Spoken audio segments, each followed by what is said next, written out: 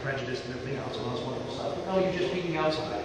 As you're walking through the mall with your friend, it's a good thing just to try to do different things over, you know, make a bet over a coffee, or make a bet over a, you know, Cinnabon, or whatever else.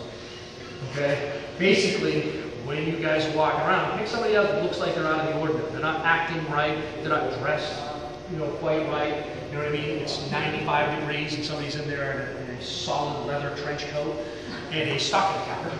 That might stick out. You know what I mean? But I'll tell you what, a lot of people walk around in this world don't notice any of those things going on. You just had that moment in time to be able to recognize and see, hey, that doesn't look right. I'm getting the butterflies in my stomach. Something's really kind of weird. You know, I'm going to either watch it, observe it, or get away. You know, we had that situation probably, I think, about 3 or 4 years ago. Don't quote me on that. We had the Aqua Teen Hunger Force incident in Boston. It's funny how the younger guys in the class all of a sudden perk their ears up. So weird. Yeah, I know that. It's a show on Adult Swim, which is on one of the cable channels.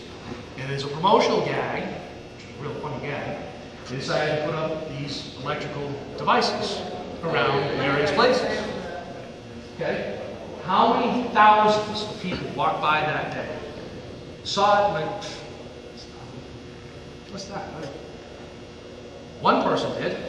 She took the initiative to make a phone call. And she got the Boston police, and the state police, and the FBI, and everybody else involved, and they diffused the blinking light.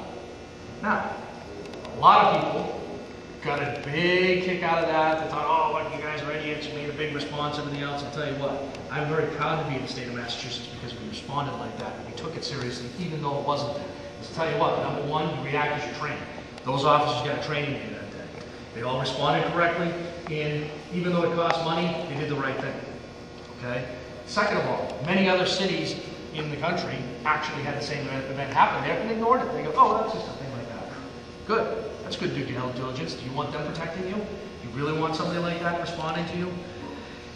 These are the things. When you walk around, you're going to see stuff. I'm not saying every time you see something, you should be making phone calls to 911 because you're afraid of it. And like I say this not to make you paranoid and make you more aware. There are certain things. I'm very proud of that woman. I think that was an unbelievable thing that she did, and she could have saved a lot of lives if that had been a live bomb, if that had been some kind of a setup to do something else. It would have been tipping that person off. Now, is it likely with something that would look like that to attract attention they do that? Maybe, maybe not. But at least that person took the initiative. A lot of times, we have that fear that if I get involved, I'm going to get in trouble. You know, I'm going to get yelled at. I'm blowing things out of proportion.